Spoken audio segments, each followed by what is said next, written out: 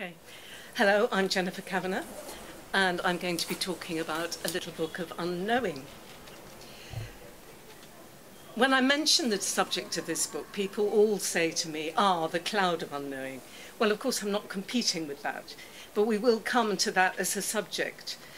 But it wasn't actually the starting point of my interest in this subject. And I was really surprised to discover quite recently, I was looking at the first book that I published, which I wrote 12 years ago. And I see right at the end of that I quoted Anthony Gormley, who says, Anthony Gormley spoke of the profound experience of unknowing. And then I said, I wish to embrace my unknowing. So that was a long time ago. And I'll give you, when we get to that part in the subject, I'll explain to you what happened that made me so interested in the subject. So I'm going to be talking about knowing, not knowing, a different kind of knowing, and unknowing. So knowing, first of all, we all pay so much homage to knowing facts.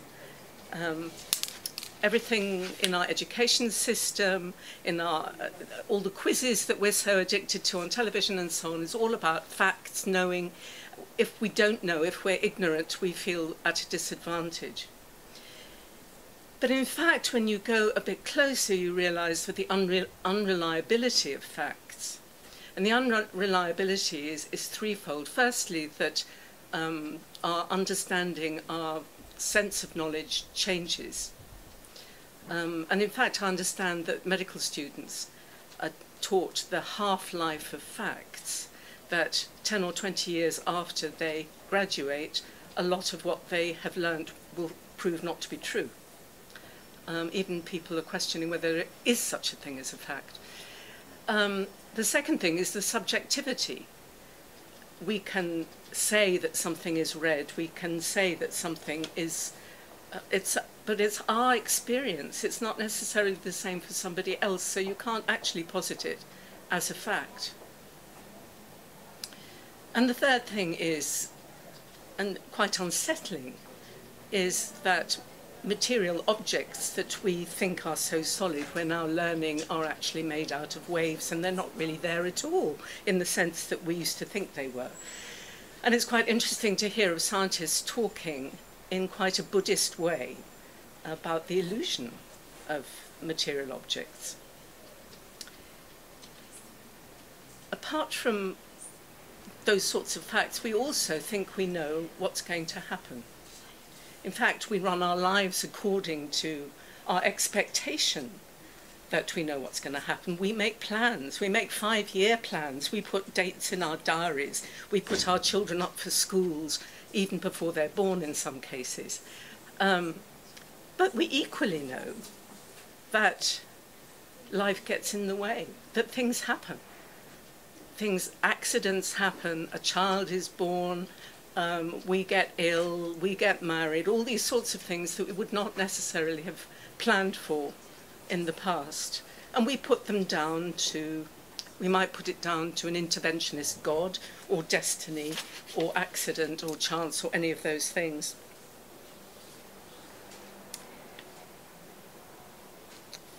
And it was that kind of knowing that I let go of, rather to my surprise, when I first came to Quakers, which is when my faith first overtook me about 20 years ago. I was in publishing, I had my own business as a literary agent, and I knew I wanted to leave, but I didn't know what I was going to do, and so, you know, the possibility of leaving didn't seem there. And it was only when I acquired a faith that suddenly it became clear that I could just leave. I didn't need to know what I was going to do. It would be shown. And that was the most momentous moment for me.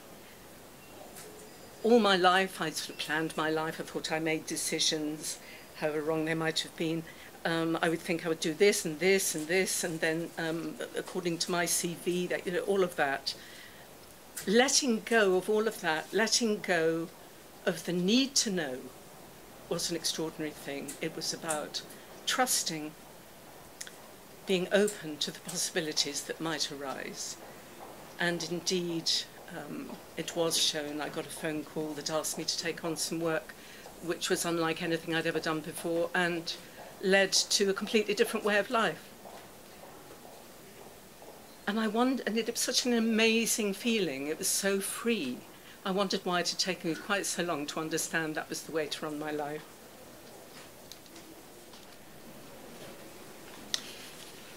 Because there's another kind of knowing. To know is not a simple act. In other languages, there are separate words to suggest different kinds of knowing. In French, for instance, savoir is used to indicate knowledge of facts. Connaître means to know in a deeper way, to be acquainted with a person or a place. Knowing in this latter sense is an act not merely of the brain, but indicates an experience that might take place on many levels. When we say we know someone in the sense of being acquainted with them, we may not rely greatly on the facts about them, their height, age, the colour of their hair, but on subjective qualities, how they seem to us, friendly, reserved, or outspoken. And if acquaintance ripens into friendship, what is important is the quality of our relationship, how we respond to each other, what we share emotionally.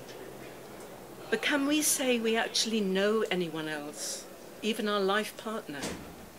There's always a private portion of their inmost being that is inaccessible to anybody else. Do we know ourselves? Do we know the essential self beneath the personality pasted on for the outside world, beyond the identities we assume in the different roles of our lives? As we know from all the therapeutic and self-help books, getting to know ourselves is a lifetime's journey.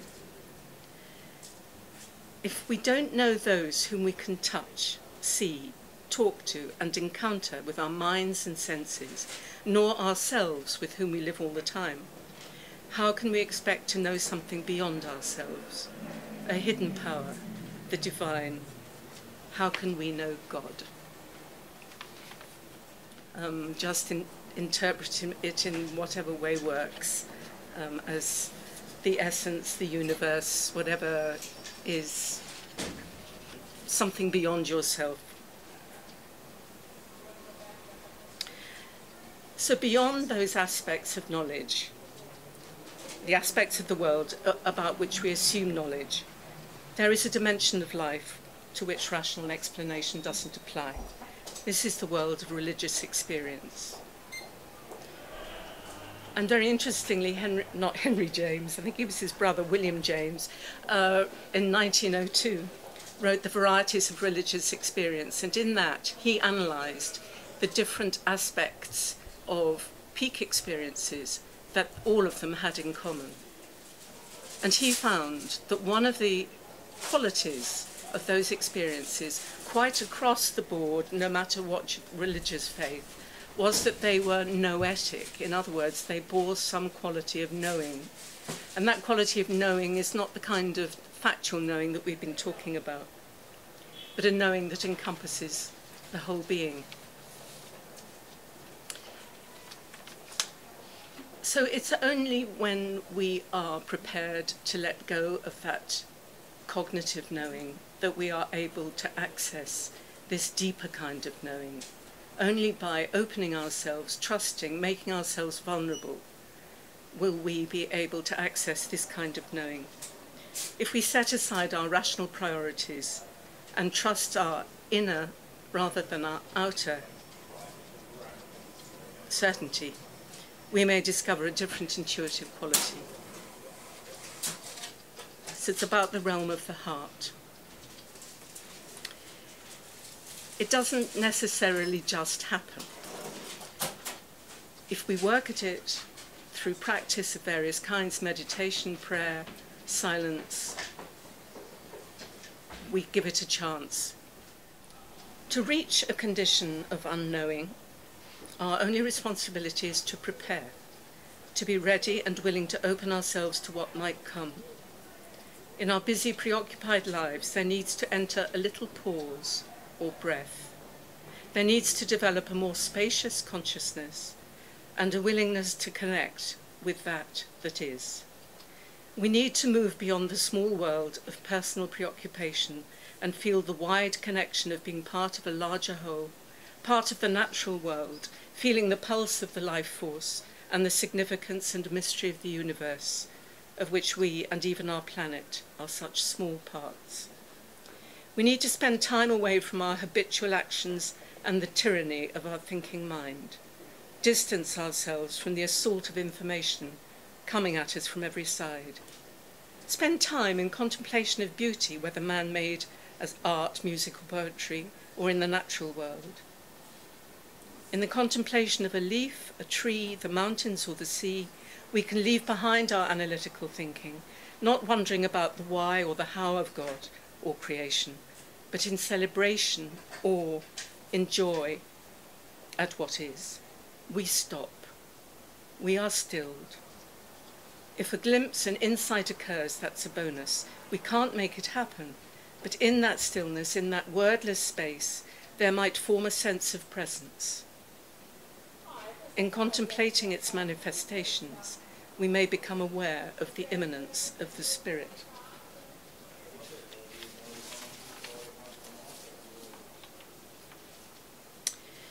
So now we come to the Cloud of Unknowing, because what we've been talking about is just the first step. The Cloud of Unknowing was written by a 14th century anonymous author. It's thought that he was a monk. And he says, by love, God can be caught and held, but by thinking, never. And what this author suggests is that everything we've been talking about, letting go of our cognitives. It's not enough to acknowledge how little we know and let go of the need to know. It is not enough even to let go of being ruled by cognitive reasoning. What the Cloud author asks us to do is not just about not knowing and acknowledging our ignorance, but actively unknowing, stripping ourselves of what we do know, leaving behind all our sensory experience, even any previous experience or concept of God, even the awareness of our own existence, under what he calls a cloud of forgetting. Only when the heart and the will are focused entirely on a desire for God will transformation be possible. Wow, well that's some ask. And there are very few people who might be able to achieve that aim. In fact, there have been quite a lot of questions as to whether it's possible to live in this world and to achieve this. But there are some rare souls, as there's a writer called Happold who wrote a very wonderful book on mysticism. He talks about some rare souls who are able to achieve that way of being. We may catch glimpses, we may be able to be in that contemplative state for short periods, but there are a few, I imagine, like Julian of Norwich, Meister Eckhart, some of the great mystics of the past and maybe the present, who are able to actually stay in that contemplative state. I think it's something that we can aspire to, but are unlikely to achieve. So I'd just like to end by saying that not knowing is at the centre of the spiritual life. It's only by creating a space into which anything can happen that we allow God to speak, allow the unpredictable spirit to bring us gifts, allow the action of grace. God, says Abhishektananda, dwells only where man steps back to give him room. Thank you. Given that I don't know, how can I know whether other people find it so difficult to get to that stage? I suppose I am projecting to some extent, but also I'm aware of the journeys of many people that I've met, friends and people that I know less well, when we've engaged in discussion of this kind of thing. I also think that it's an incredibly hard thing for a human being to do, to let go of to let go of their own, a sense of their own existence. I think that is an extraordinarily hard thing to ask. It's very hard to be in the world, to be active, treading on the earth, and to let go to such an extreme degree. But if you're one of them, that's wonderful. My God, and having a God of your own, which therefore means that I am right in what I say. I certainly don't recognise that in any way. I think that there's a great difference between a kind of liberal sense of religion in which is a universalist sense, and a more fundamentalist notion which has certainty at its core. I think I'm talking of a kind of religion that is common, or kind of faith that is common to all religions, and that admits of doubt, admits of uncertainty, fallibility. So it's very foreign to that kind of stance that you've mentioned. Thank you.